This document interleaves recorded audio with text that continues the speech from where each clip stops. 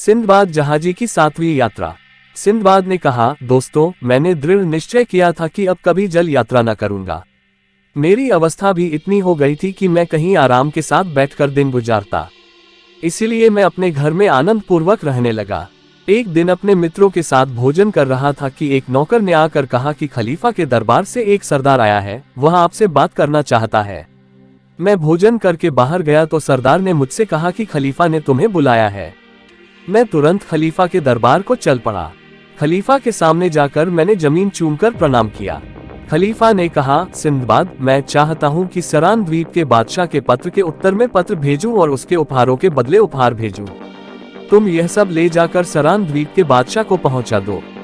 मुझे यह आदेश पाकर बड़ी परेशानी हुई। मैंने हाथ जोड़कर कहा, हे समस्त मुसलमानों के अधिपति, मुझ में आपकी आज्ञा का उल्लंघन करने का साहस तो नहीं है, किंतु मैंने समुद्र की कई यात्राएं की हैं और हर एक में ऐसे ऐसे जानलेवा कष्ट झेले हैं कि अब दृढ़ निश्चय किया है कि कभी जहाज पर पांव नहीं रखूंगा। यह कहकर मैंने खलीफा को संक्षेप में अपनी 6 यात्राओं की विवरण सुनाई। खलीफा को यह सब सुनकर आश्चर्य बहुत हुआ, किंतु उसने अपना निर्णय न बदला। उसने कहा, वास्तव में तुम पर बड़े कष्ट पड़े हैं, लेकिन मेरे कहने से एक बार और यात्रा करो, क्योंकि इस काम को तुम्हारे अतिरिक्त कोई नहीं कर सकता। फिर तुम कभी यात्रा न करना। मैंने देखा कि खलीफा अपने निश्चय से हटने वाला नहीं है और तर्क वितर्क से कोई लाभ न होगा, इसलिए मैंने यात्रा पर जाना स्वीकार कर लिया। खलीफा ने मुझे राह खर्च के लिए 4000 दीनार देने को कहा और कहा कि तुम तुरंत ही अपने घर जाओ और घर की व्यवस्था ठीक करके यात्रा की तैयारी शुरू कर दो। मैं घर जाकर अपने कामकाज को समेटने लगा और यात्रा के लिए तैयारी करके कुछ दिनों के बाद खलीफा के दरबार में जा पहुंचा। मुझे खलीफा के सामने हाजिर किया गया। मैंने रीति के अनुसार धरती चूमकर खलीफा को प्रणाम किया। खलीफा मुझे देखकर प्रसन्न हुआ और उसने मेरी कुशलक्षेम पूछी। मैंने भगवान की अनुकंपा और खलीफा की दया की प्रशंसा की। खलीफा ने मुझे 4000 दीनार यात्रा व्यय के लिए दिलाए।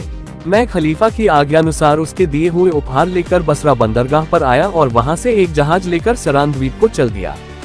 यात्रा निर्विघ्न समाप्त हुई। मैं सूचना देकर सरान द्वीप के बादशाह के सामने गया और अपना परिचय दिया। उसने कहा, हाँ सिंदबाद, मैंने तुम्हें पहचान लिया। तुम कुशल मंगल से तो हो। मैंने बादशाह की न्यायप्रियता और मृदु स्वभाव की प्रशंसा की और कहा कि मैं खलीफा की ओर से आपके लिए कुछ भेंट और एक पत्र लाया हूँ। खलीफा ने जो उपहार भेजे थे उनमें अन्य वस्तुओं के अतिरिक्त एक अत्यंत सुंदर लाल रंग का कालीन था, जिसका मूल्य 4000 दीनार था। उस पर बहुत ही सुंदर सुनहरा काम किया हुआ था। एक प्याला माणिक का था, जिसका दल 1 अंगुल मोटा था। प्याले पर एक मनुष्य का चित्र बना था, जो तीर कमान से एक शेर का शिकार कर रहा था। एक राज सिंहासन भी था, जो ऊपर से नीचे तक रत्नों से जड़ा था और हजरत सुलेमान के तख्त को भी मात करता था। इसके अलावा और बहुत सी मूल्यवान और दुर्लभ वस्तुएं थीं। उपहारों को देखने के बाद बादशाह ने खलीफा का पत्र पढ़ा। खलीफा ने अपने पत्र में लिखा था, आपको अब्दुल्ला हारून रशीद का, जो भगवान की दया से अपने पूर्वजों का उत्तराधिकारी है, प्रणाम पहुँचे। हमें आपका पत्र और आपके भेजे हुए उपहार प्राप्त हुए। हमें इन बातों से बड़ी प्रसन्नता है कि हम आपके उपहारों के बदले में कुछ उपहार आपको भेज रहे हैं। हमें पूर्ण आशा है कि यह पत्र आपकी सेवा में पहुंचेगा और इससे आपको ज्ञात होगा कि आपके लिए हमारे मन में कितना प्रेम है। सरान द्वीप का बादशाह यह पत्र पढ़कर बहुत खुश हुआ। अब मैंने विदा मांगी। वह अपनी कृपालुता के कारण मुझे विदा न करना चाहता था, किंतु जब मैंने इसके लिए बार बार अनुनय की तो उसने मुझे खिलत सम्मान परिधान तथा बहुत सा इनाम देकर विदा किया। मैं अपने जहाज पर वापस आया और कप्तान से कहा कि मैं शीघ्र बगदाद पहुंचना चाहता हूं। उसने जहाज को तेज चलाया, किंतु भगवान की कुछ और ही इच्छा थी। हमारा जहाज चले 3-4 ही दिन हुए थे कि समुद्री लुटेरों ने आकर हमें घेर लिया। हम उनका सामना करने में असमर्थ रहे। लुटेरों ने जहाज का सारा सामान भी लूट लिया और हम सब लोगों को भी बंदी बना लिया। हम में से जिन लोगों ने प्रतिरोध करना चाहा, उन्हें लुटेरों ने मार डाला। फिर लुटेरों ने हम लोगों के कपड़े उतार कर गुलामों जैसे कपड़े, जो गाढ़े के बने होते हैं, पहनाए और एक दूरस्थ द्वीप में ले जाकर हमें बेच डाला। मुझे एक मालदार व्यापारी ने खरीद लिया। उसने अपने घर ले जाकर मुझे अपने गुलामों जैसे कपड़े पहनाए और मुझे खाने पीने को दिया। वह यह तो जानता नहीं था कि मैं कौन हूँ और क्या करता हूँ।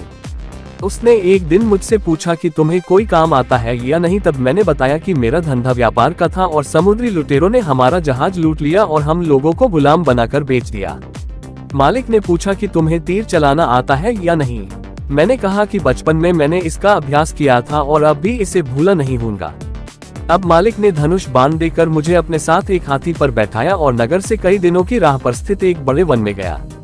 वहाँ एक बड़ा वृक्ष दिखाकर कहा कि इस पर छुप कर बैठो और इधर से जो हाथी निकले तो उसे मारो, जब कोई हाथी शिकार हो जाए तो मुझे आकर बताओ।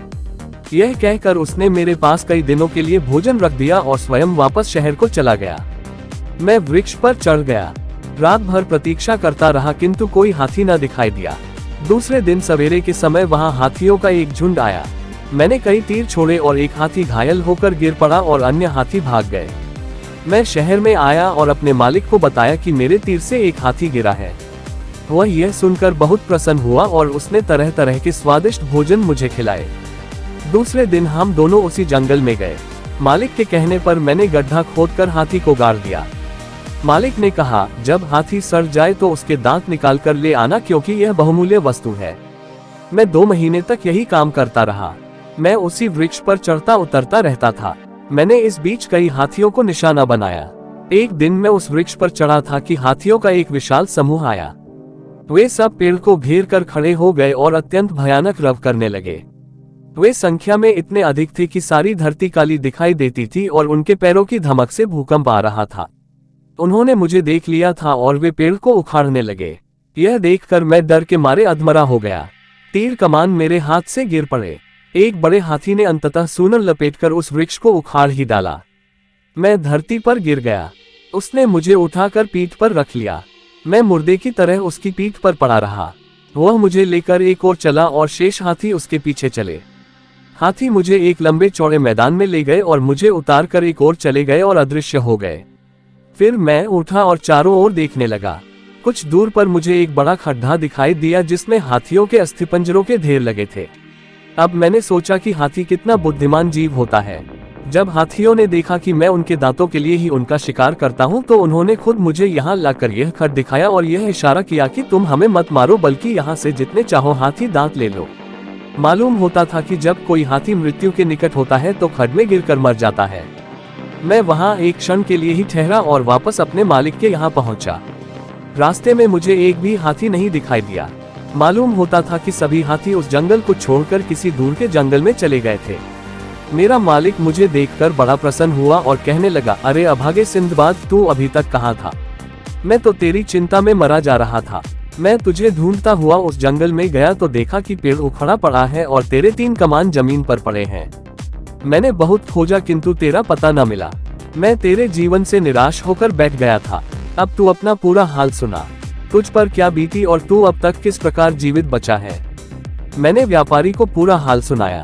वह उस खड्ड की बात सुनकर बहुत प्रसन्न हुआ। मेरे साथ वह उस खड्ड तक पहुंचा और जितने हाथी दांत उसके हाथी पर लद सकते थे उन्हें लादकर शहर वापस आया। फिर उसने मुझसे कहा, भाई, आज से तुम मेरे गुलाम नहीं हो। तुमने मेरा बड़ा उपकार किया है। तुम्हारे कारण मेरे पास अपार धन हो जाएगा। मैंने तुमसे अभी तक एक बात छुपा रखी थी। मेरे कई गुलाम हाथियों ने मार डाले हैं।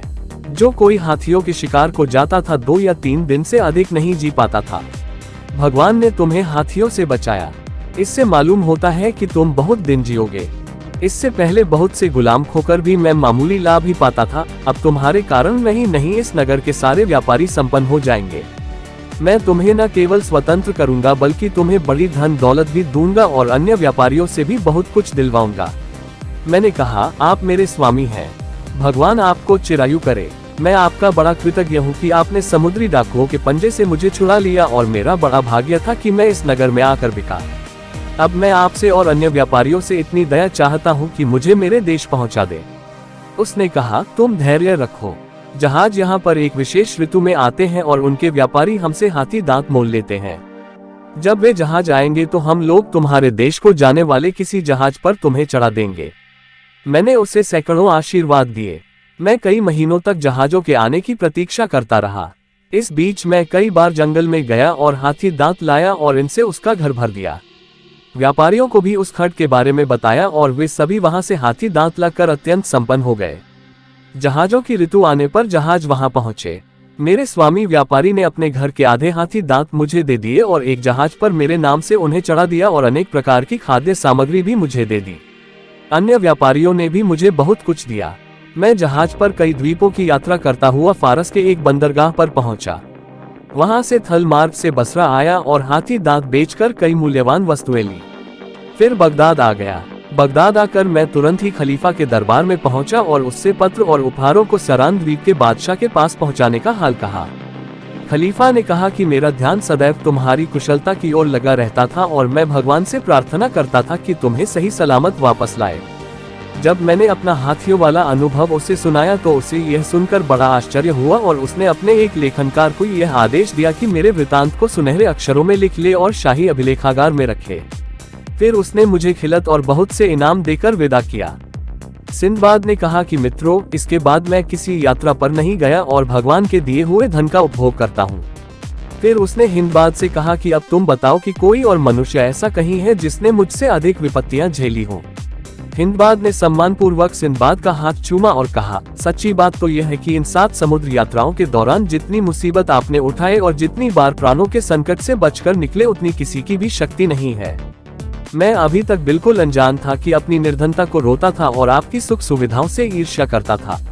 मैं रूखी सूखी खाता हूँ, किंतु भगवान को लाख धन्यवाद है कि अपने स्त्री पुत्रों के बीच आनंद से रहता हूँ। ऐसी कोई विपत्ति मुझ पर नहीं आई जैसी विपत्तियां आपने उठाई हैं। वास्तव में जो सुख आप भोग रहे हैं आप उससे अधिक के अधिकारी हैं। भगवान करे आप सदैव इसी प्रकार ऐश्वर्यवान और सुखी रहें। सिंदबाद ने हिंदबाद को 400 दीनारें और दी और उससे कहा कि तुम अब मेहनत मजदूरी करना छोड़ दो और मेरे मुसाहिब हो जाओ। मैं सारी उम्र तुम्हारे स्त्री बच्चों का भरण पोषण करूंगा। हिंदबाद ने ऐसा ही किया और सारी आयु आनंद से बिताए।